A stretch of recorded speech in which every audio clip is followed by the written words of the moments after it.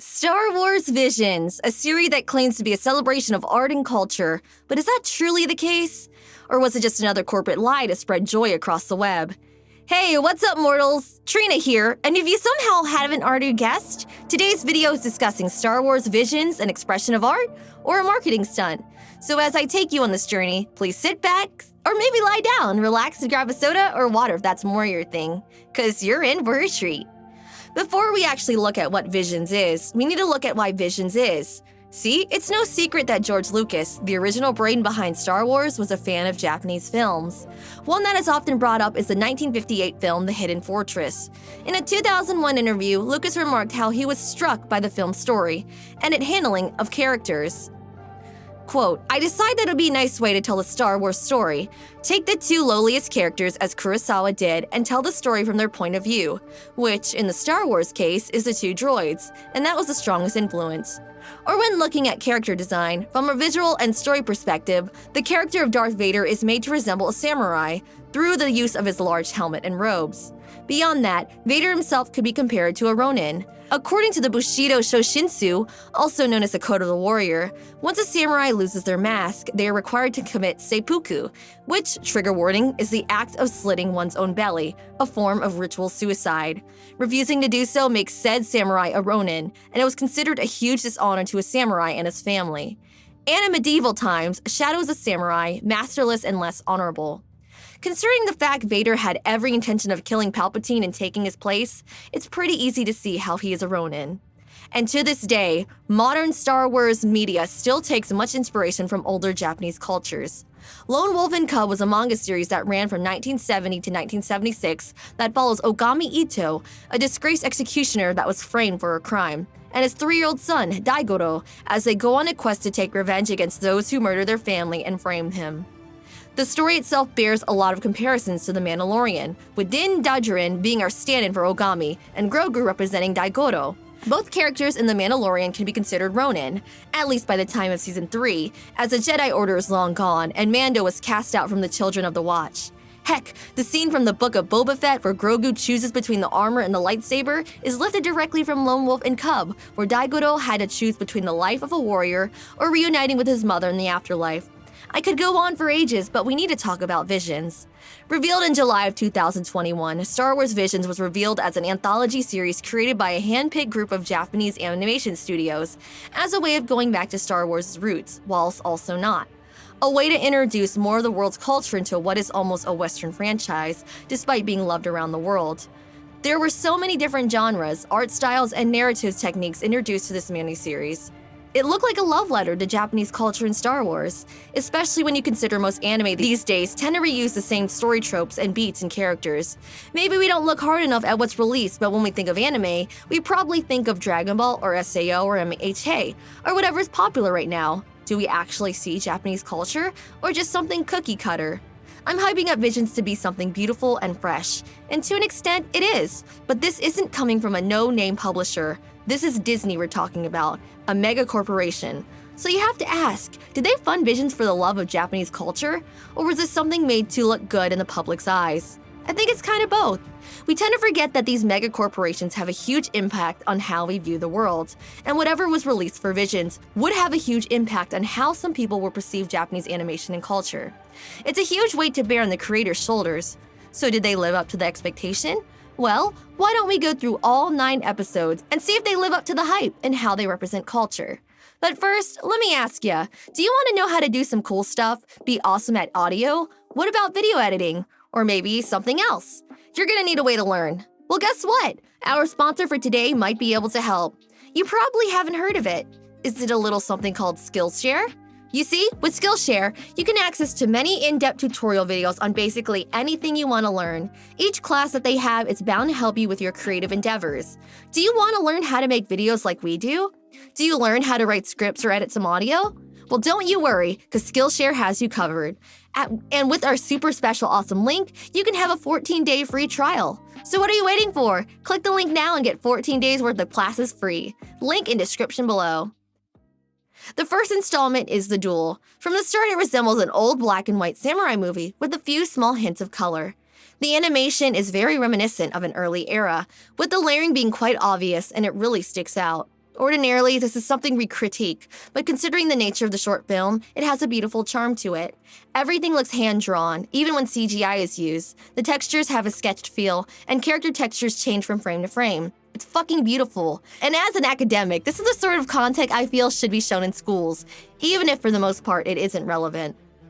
Besides, we still have a lot of YouTube animators that use older, niche styles. This could be a case study for them. There's even film artifacts. They didn't have to go the extra mile, but they did. I feel nothing but love from this short. The smoke effects feel like a transparent video, and I love it. But once we begin the duel, every moment has an elegance, from the feet movements to the way they swing their blades, yet it still has a Star Wars feel with the fast-paced motions that aren't possible with the heavy armor of a samurai. It feels like a perfect balance. The score for the most part resembles John Williams, but there are elements that are foreign to his compositional style, with the younger chants that don't feel like an opera choir singing. Some pieces feel ripped out of Japan, but not of a modern era. The story is overall nothing to write home about, but that's not what this film is about. All it aims to be is a beautiful work of art that's reminiscent of a bygone era of media, to which I feel like it beautifully accomplishes. Next on our list is Tatooine Rhapsody. From the start, Tatooine Rhapsody aims to be fun from its art style, soundtrack, and character interactions, and even its color palette. It feels desaturated, but still makes use of bright colors. I'm not a fan of its art style though, specifically in how it draws its characters. Everyone looks short and young, which is fine in some instances, but it comes off as a tad weird, especially when time is implied to pass, but the character design doesn't reflect it. In saying that, though, the backgrounds have a crisp, hand-drawn design, but not like the duels. The score, though, is prime modern Japan and rock, and the song that plays the midpoint felt like something perfect for a series opening. And the community that forms around the song? It was really wholesome. I went in ready to hate this film, and it did feel like a bit of a slog at first, but it pays off. The intention behind this feels more like it's geared towards showing off modern Japanese music and the love that it breeds. I think it delivers for the most part, but you still need to get through the first half, and even though it's only 15 minutes long, I don't know. I turned it off immediately on my first watch. Okay, now we gotta do the twins. After the brief opening, which looks cheap and tacky at first, we're greeted by the art style, which is practically lineless. Some lines do remain though. And you know what? It's actually pretty fun. Most animations these days has lines all over the place, mostly for character art, but the twins full-on tells them to get lost, and it resembles a moving painting or poster. The colors and lighting are quite blunt in dictating with lighter and blue colors representing the light side, whilst dark and red colors represent the light side. Yeah, it's pretty on the nose. The writing also feels kinda We get a huge exposition dump, and the dialogue feels like it's playing Star Wars bingo, with a joke about going to a galaxy far, far away and having a bad feeling about something. Heck, even the character designs look like a rip-off version of Darth Vader. Not to mention, we get a rip-off of scenes from Last Jedi and Rise of Skywalker. That said though, the standout here really is the animation. It's fluid, dynamic, and fast-paced. It's obvious that this film isn't meant to be enjoyed for its story, but for the absurdity and visual spectacle that comes from 2D animation that a lot of the world has seemingly forgotten, barring a handful of individuals. It's a real spectacle. And that final shot? A real simplistic yet appeasing art piece. The Village Bride probably has one of the best openings that oozes culture. Unlike the last three where we watch from the perspective of a main character, it's from the perspective of two wandering Jedi, and becomes an outsider looking in. As we watch the bride herself being carried along the path, we get a small glimpse into the concept of traditional Japanese mountain culture, with remarks to not dirtying her feet before stepping on sacred ground, or how she misses her parents that are now one with the planet. I can only speculate that it's swapped out for mountain in traditional stories. And the music that plays in the background is a beautiful piece that feels traditional, and foreshadows the sorrow that accompanies this story. The art style is a perfect complement to the observation narrative, as it feels like I'm watching a storybook as it moves on the pages. I'm only a few minutes in and I'm holding back tears. As the story progresses, we get to see more of the culture that resides within the mountains along with their loss and sacrifice. They are friendly people and have a deep regard for life, refusing to fight, welcoming their honest guests, and to protect her people, the bride giving herself up own freedom so that they may be spared. It may be a simple story, but it's in the presentation and the way it's told and shown to the audience that defines its beauty. And as the story nears its end, I want to note, the story has a lot of natural and spiritual elements, so to see the droids been rendered as 3D models instead of flat 2D like the rest of the film so far, maybe it's unintentional, but it feels foreign to the land, that it shouldn't be there. I like to think that's why they opted for 3D as opposed to 2D, especially when B1 battle droids have such a simple design. And as it ends, we have a beautiful saying from the people of the mountain. You can't change the river's flow by casting a stone, but live in harmony with nature and you'll change together. I didn't feel a hint of Star Wars in this entire film, and I praise it for that, because a lot of people seem to have a narrow interpretation of what Star Wars is. They fail to see the different cultures that reside within that massive galaxy. The Village Bride was a traditional tale, and it's pure beauty through and through. I don't know a person who didn't like The Ninth Jedi, and for good reason. As the film begins, I feel like I'm watching a major anime film in a cinema. It's the most modern feeling of the bunch, and I'm okay with that. The backgrounds are gorgeous, the CGI complements it well, the lighting is amazing, and the character designs are exotic, with a multitude of different species straight off the bat. It's almost like futuristic fantasy, but more exotic than your usual fantasy tropes. There is a sense of childlike wonder that accompanies the story as we come down to the planet's surface. It's very colorless, desolate even, yet even with a muted color palette, we still feel the genuine joy and happiness from our female lead. It's not imaginative, it's a contempt for happiness, and the sheer joy she gets from seeing a lightsaber is like a dream is coming true. I love how it tries to expand on the Star Wars mythos as well. It's been made canon that kyber crystals have no color until the force of its wielder flows through it, but here we get to see it. A transparent energy blade that responds to and grows with the wielder. A blank canvas for whoever shall wield it. As the chase begins, we get a scene that is reminiscent of the chase from Return of the Jedi, and the fun sense of adventure and wonder grows as our protagonist sets off on her quest to deliver the lightsabers. And as the final fight begins, we get what I would define as perfect choreography, and exactly what I would expect from 2D or anime Star Wars. I really wish this was a proper pilot, because I genuinely wish to see this story play out, and in this exact style. It's a true modern anime, and deserves to see the light of day. At the very least, it deserves a follow-up in Season 2, which is slated to have Star Wars stories from across the globe. Prior to this video, I have had no experience with T0B1, but gosh be damn, it's a feel-good from the start. The backgrounds all look hand-painted, not drawn-painted. They said this one was designed to be a callback to Astro Boy, and if you can't see that, you obviously haven't seen Astro Boy. Heck, T0B1 looks a lot like Toby to me, as in Astro Boy's original name before he was Astro Boy. Anyways, it's joyous, it's fun, and has a sense of naivety that feels rare. Even the animations feel like they are replicating the various iterations of Astro Boy. The writing is a bit all over the place, though. It goes from a protective father and son dynamic that has work to do, to the professor telling T0B1 to go find a kyber crystal and using the Force. Like, what? Then when everything goes to shit, it's because of the professor's double standard. Stupid for the sake of the plot. Then apparently, T0B1 has the means to revive the planet through his dedication to work? At least the fight is good, and it's another Astro Boy callback. I mean, our villain here looks just like Atlas from the 1980 series.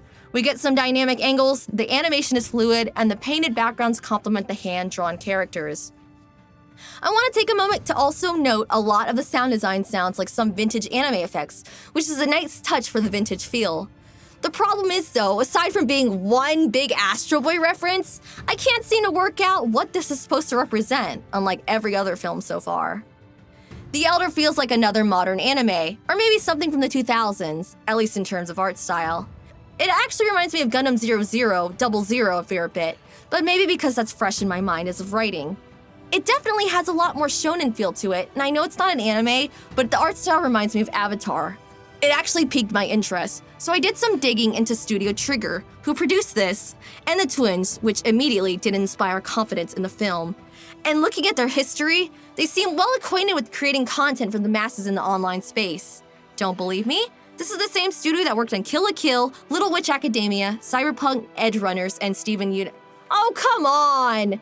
Considering Visions was going to have a huge reach outside of Japan, I wouldn't be surprised if they took some design cues from a series inspired by Japanese animation that's popular with Western audiences. The story is actually kind of fun though in a serious way. There's banter between master and apprentice, but the comedy doesn't feel forced.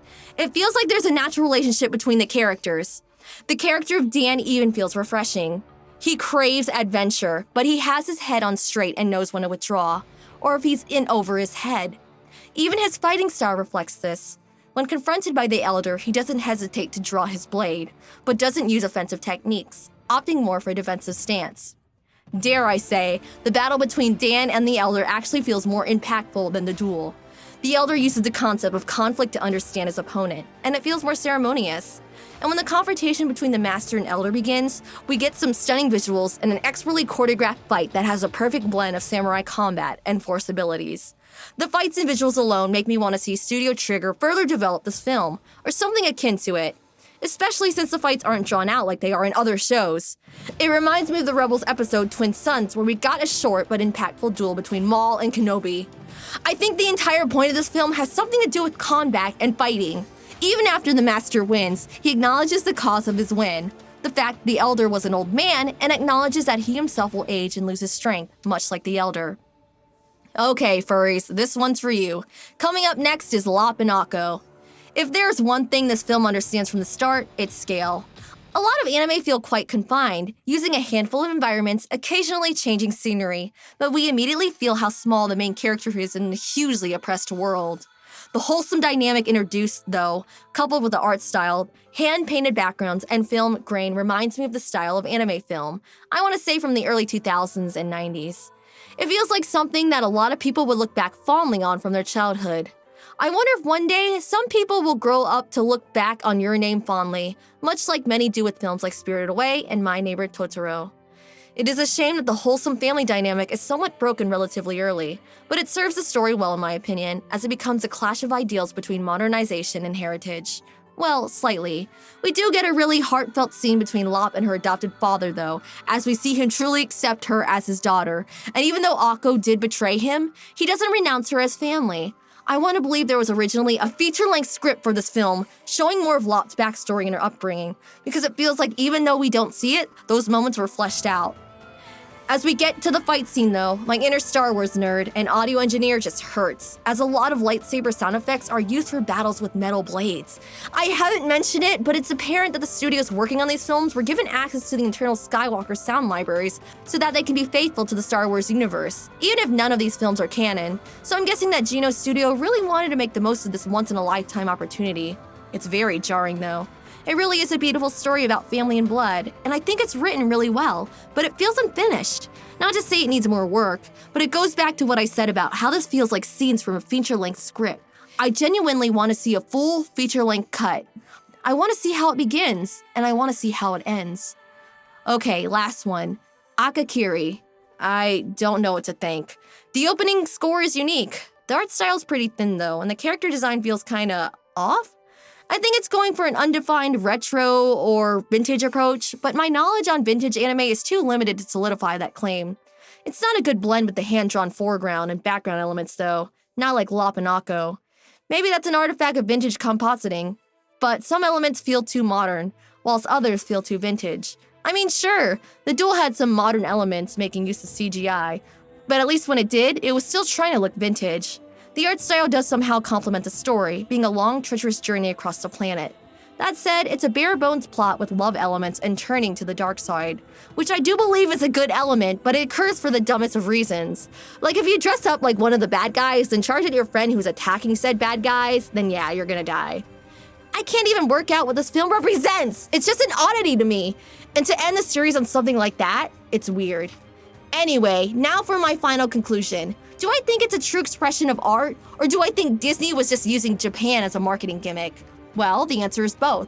When revealing such a project, Disney knew this was bound to make a few headlines in pop culture media, and across YouTube, especially since fans have been asking for a Star Wars anime for years, even attempting to make it themselves, case in point, the X-Wing fan film.